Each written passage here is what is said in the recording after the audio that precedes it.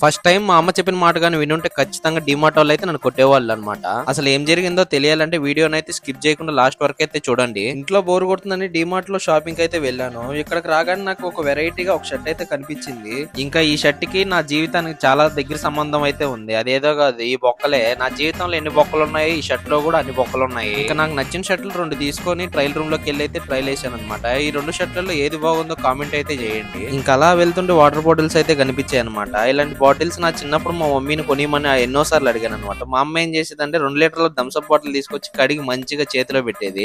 ఇదైతే తీసుకోబో, స్కూల్లో ఎవరు తీసుకోరని చెప్పేది. ఇంకా ఇలాంటి బ్యాగ్ ఒకటి కొనిమా అని చెప్పి నేను మా అమ్మని స్కూల్ డేస్ లో చాలా సార్లు అడిగాను. బట్ మా అమ్మ మాత్రం గుడ్ల సంచి ఒకటి తెచ్చి చేతిలో పెట్టి ఇదైతే ఎత్తుకోబో, చాలా గట్టిగా ఉంటది, స్ట్రాంగ్ ఉంటది అని చెప్పేది అప్పట్లో. ఇప్పుడు తలుచుకుంటే నవ్వు వస్తుంది కానీ ఎంతైనా 90s మదర్సే వేరు. అసలు విషయం మర్చిపోయాను, మా అమ్మ ఏం చెప్పిందనే కదా. మా అమ్మ డీమార్ట్కి వెళ్ళాను కదా అని చెప్పి కాల్ చేశాను. కాల్ చేసి ఏం కావాలని అడిగితే ఆయిల్ తీసుకురమ్మనింది. సరే అని చెప్పి ఆయిల్ కాస్ట్ చెప్పాను. వెళ్ళి వాడితో బేరం ఆడమనింది అనమాట. పక్కనే ఉన్న అక్క విని నా సైజ్ సీరియస్ గా చూసింది. ఇంకా సైలెంట్ గా బాటిల్ అక్కడ పెట్టేసి రిటర్న్ అయితే అయిపోయాను. ఇలాంటి వీడియోస్ కావాలంటే మన యూట్యూబ్ లో అయితే సబ్స్క్రైబ్ చేసుకుని ఇన్స్టాలో అయితే ఫాలో అయిపోండి. ఉంటా మరి, బాయ్.